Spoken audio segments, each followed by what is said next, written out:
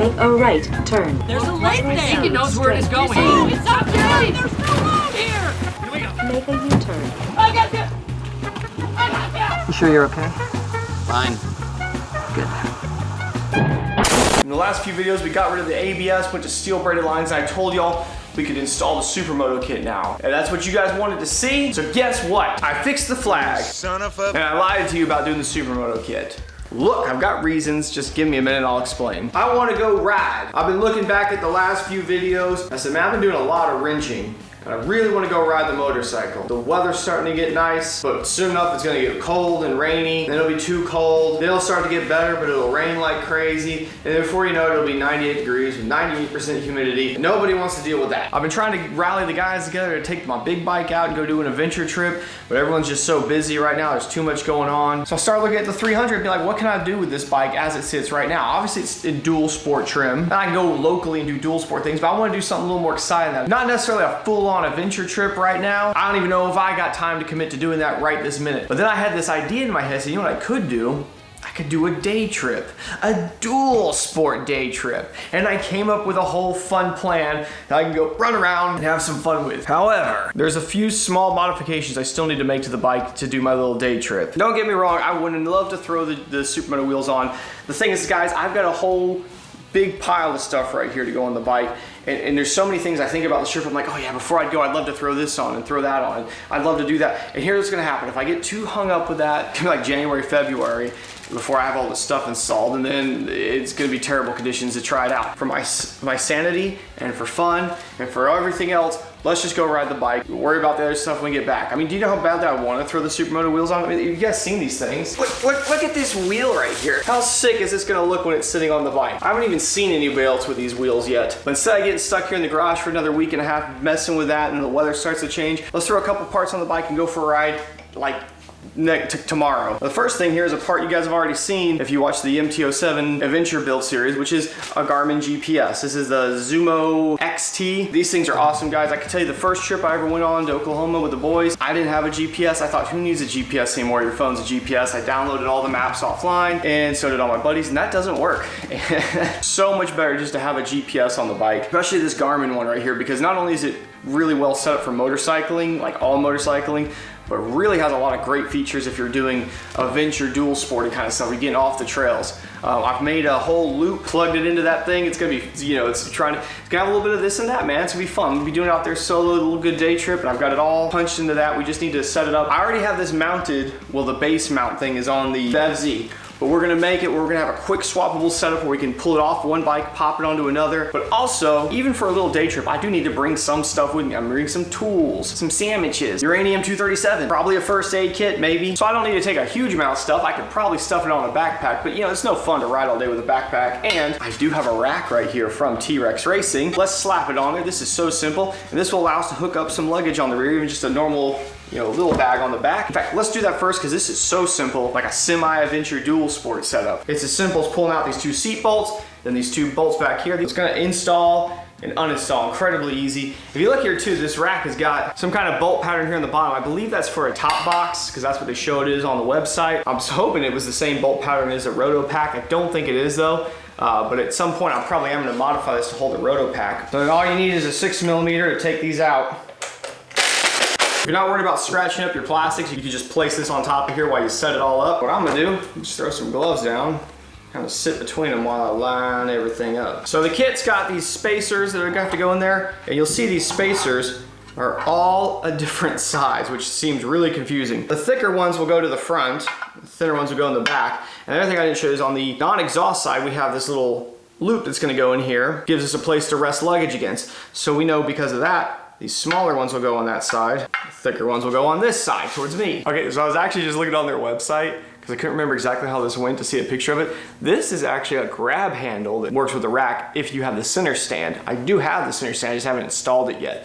So I don't actually need to put this on, I guess. I mean, that's what I figured, it was just something for luggage to rest against, or a tie down point, or just somewhere to grab the bike. I'm gonna install it with this anyway because that makes a lot of sense to me. Why would you not? If you want just the rack and this grab handle, it's not for sale like that, but I imagine if you shot them an email, they'd work something out with you. I think they would. I don't know. The spacers do have a little step in them, just like the stock bolts had a little washer, and that kind of inserts into the bodywork. And it looks like I need to just kind of sneak these bigger ones in here first. Wait a minute, I'm an idiot. The big ones go in the back, little ones that go up front. All right, that makes a little more sense. Which that would then mean that these shorter bolts would go in the front. Grab handle goes between the rack and the spacers. I'm just gonna bring these in nice and slow.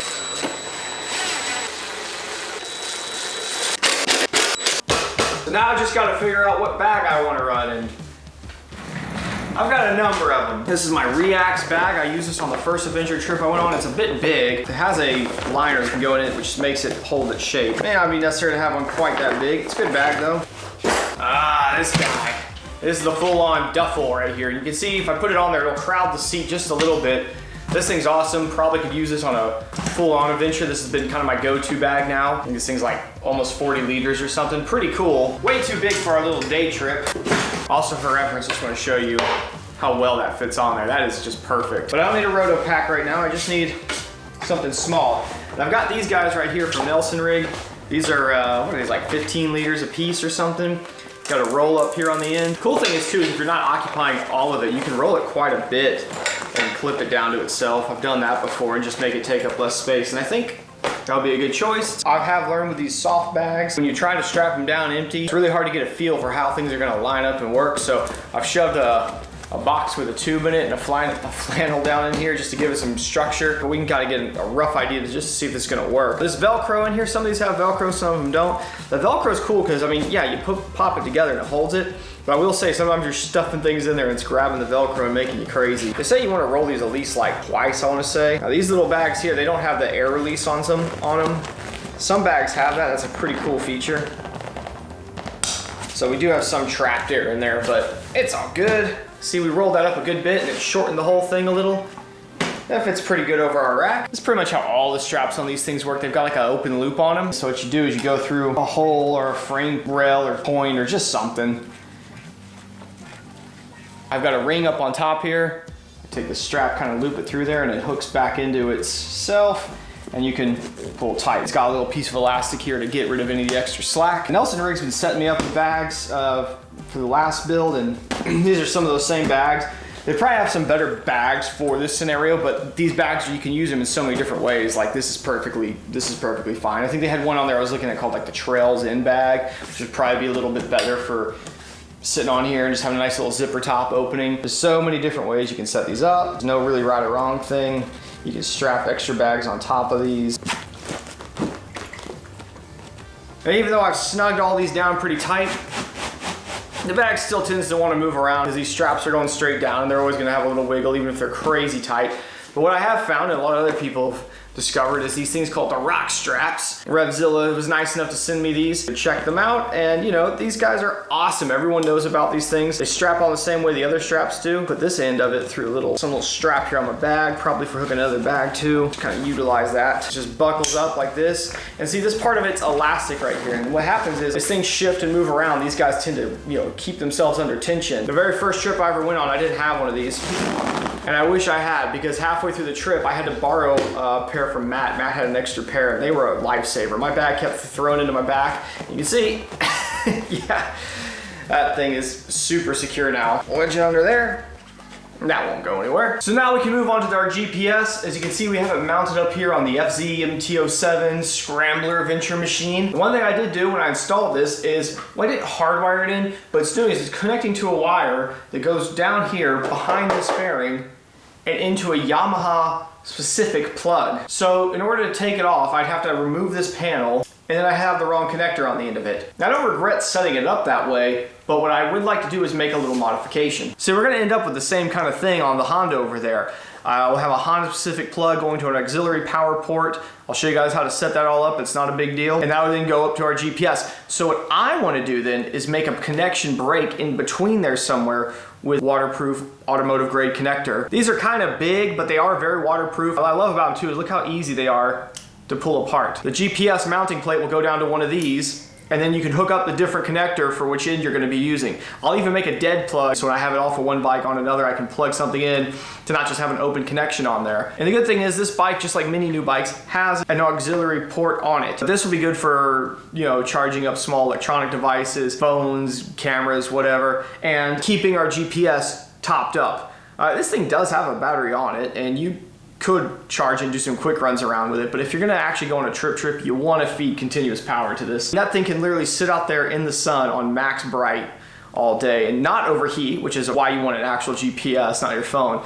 But you know, furthermore, just imagine what that would do to the battery, just sitting there on full hit all the time, running GPS signaling. It's also talking to your phone, talking to your Bluetooth communicator. It's like bouncing between all things, so it definitely would be good to run continuous power to it. Removing the side panel on this bike, it's not super hard, but because of like my lower fairing piece I've added and everything else, and the rear rack, it's literally a process of removing stuff from here forward. So I'm gonna see if I can get away with just doing it right here on the side of the bike. I normally hate trying to solder or work right here on the motorcycle, but I feel like that might be easier than pulling the whole thing apart. Probably do this a little quicker. I've been using ram mount stuff for years. Here's one of the little balls right here. I've got the same one. It's gonna go on the other bike. You can mount cameras, phones, GPSs, everything on this stuff, and it's just a solid mounting system with lots of options. Got like these little reusable zip ties. Those are always cool. So I guess what I have to decide is if I think I can work on this right here on the bike. Sure, I can make that happen. Oh, it's one of these guys. That's what I thought it was. Oh, tricky. One of the wires is insulated and the other one's kind of braided around it. Get all those wires on one side. We'll kind of twist them up. There we go. And then we can strip the other one. Let's test those real quick. Just had kind of a scary thought. I don't remember if there's a small box on this bike that might convert this power down by the time it gets here. It might not be what we think it is. Oh no, this is only 5 volt. Oh, Jesus. All right, well that was a waste of time. I'm gonna have to reconnect that now. It comes off the power, then it goes into a small block, and then it goes into those wires. And what that block is gonna be some kind of converter. It's gonna bring it down. It's obviously bringing it down to 5 volt. So if I were to just wire this to a plug and it's feeding 12 volt DC to this, that's gonna blow shit up. I'm glad I thought to check that. Welcome to a few moments later. Right there, that's the Yamaha connector that we modified. I think if I bring it down, oh yeah, here we go. Now we can go modify this or repair it, and then we can start over. Oh, I'm having a silly time. I've loaded everything up with shrink wrap everywhere. There, it's like it never happened. This is the part we want to modify. This is the 12 volt side of it. You can see here, there's our Yamaha connector. I want to switch it so that coming out of this is one of these guys right here. So I've taken one of these, like a caveman, I've ripped out the pins, and what I'm gonna do is fill this in here with some silicone. What that should do for us is make a little dead plug. My wires on my connector are way thicker, so that's good. That means I'm working in the correct direction. You always want to make sure you're going that way, not the other. I remember do red to black and black to red. Just kidding, that's silly. I'm being funny. And now I just need to put a female end on the part that goes to the little base plate. Okay, so I've got auxiliary wire, our Yamaha specific connector hooks up to. That comes around to this guy, which we can unplug and swap out from bike to bike. And then it goes into this. So if I've done this correctly, I turn this on. Oh, there it goes. See, it's powering on, America. For all that work, we haven't even done anything to the Honda yet. The Honda has an auxiliary port right behind the headlight. 4 screws that hold this headlight on. 5mm Allen. Kind of have to do is pull it up and then kind of like do this little side shift thing, because you got these 4 mounting points, but on the post over here, they've actually welded on little stem post thing. I cut it off, painted it black, and stuck it in here because that was absolutely insane. I don't know why they did that. The bit you need to focus on is this little bag right here. They don't really give you a lot of room to sort of pull this down, but it's all right because this right here is your blank plug. And if you pull it, there it goes, it comes out. And what you're left with is the other end right there. And I've already tested this. You get 12 volt power when the key is switched on. When it's off, you don't. This is a fused joint, so this is perfect. With this plug, you got a couple little options. This is just a blank one. It has no pins in it.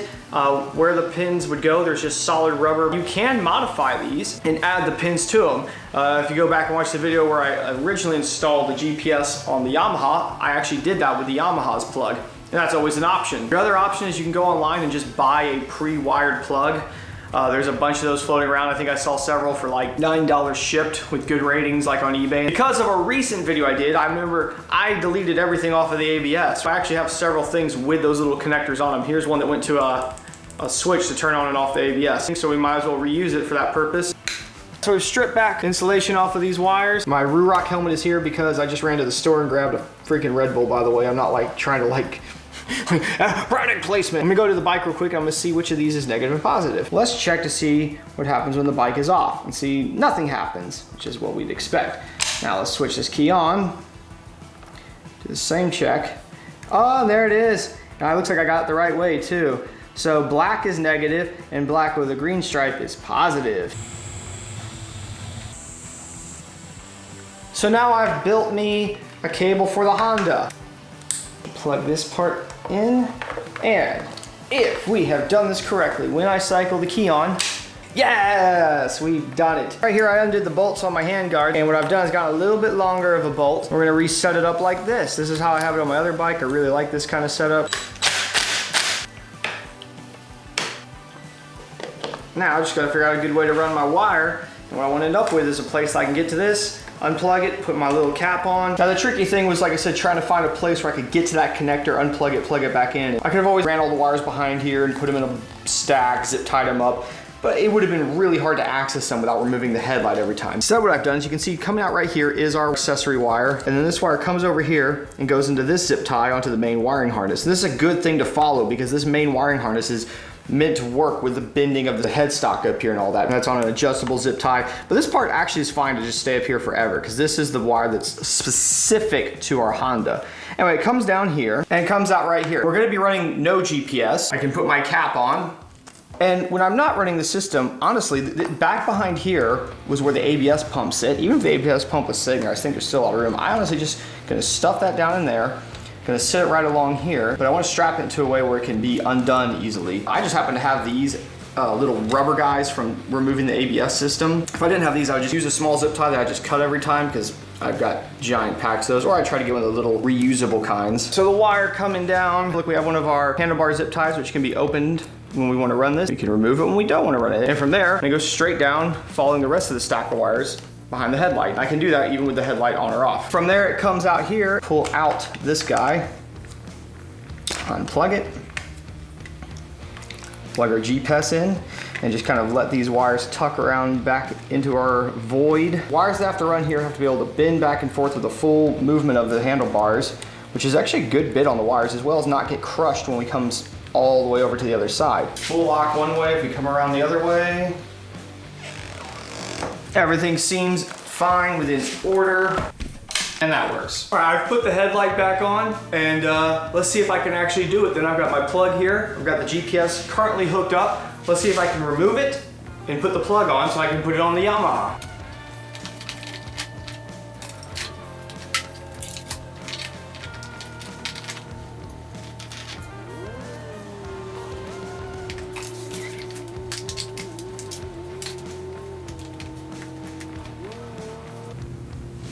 Wasn't too hard. And now I just need to come up with a similar setup for the Yamaha. I just ran the wire right down through here on an existing clutch wire into the pack. Remember, there's only the one wire coming up. The rest of it is sitting back here. So I just kind of stuffed it in. I used one of those little rubber ties and the bars.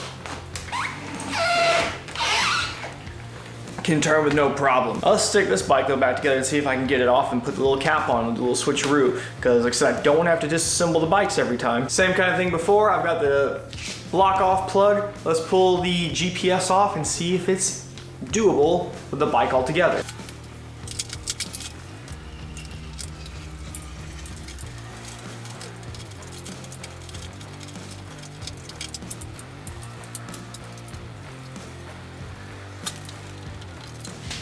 Not too hard. A little fiddly the first time doing it. I think I can get it faster next time, honestly. There it is. I've got the GPS. I've got a small day bag. The bike's basically ready to go. It's in dual sport trim. I think it should be a lot of fun. Gotta get out there and enjoy these things after all. One thing you may not enjoy knowing is that this is not the entire full version of this video. That can be found over on Patreon. We charge $1 a month for that at minimum, and you can go over there and you'll have full access to everything. I don't have one of those ones where you pay like a $5 minimum and you get like, you're like a little ant. You get everything for $1. And then you can join me in the Discord chat and chit-chat it up with me. And if you don't like hearing these ads, well, you wouldn't say anything if I was doing an ad for Raid Shadow Legends. You just go, that's how it is. So keep that in mind. For those of you, there's always a few of you that cry to me about these ads. Well, the next video is gonna be that trip. But after that, what do you guys want me to put on the bike next? The motard wheels? You want me to change the handlebars? You want me to start on the fender eliminator? I can do so many things. Let me know what you guys want to see in the next video. Thanks for watching. A thumbs up, please. All right, bye.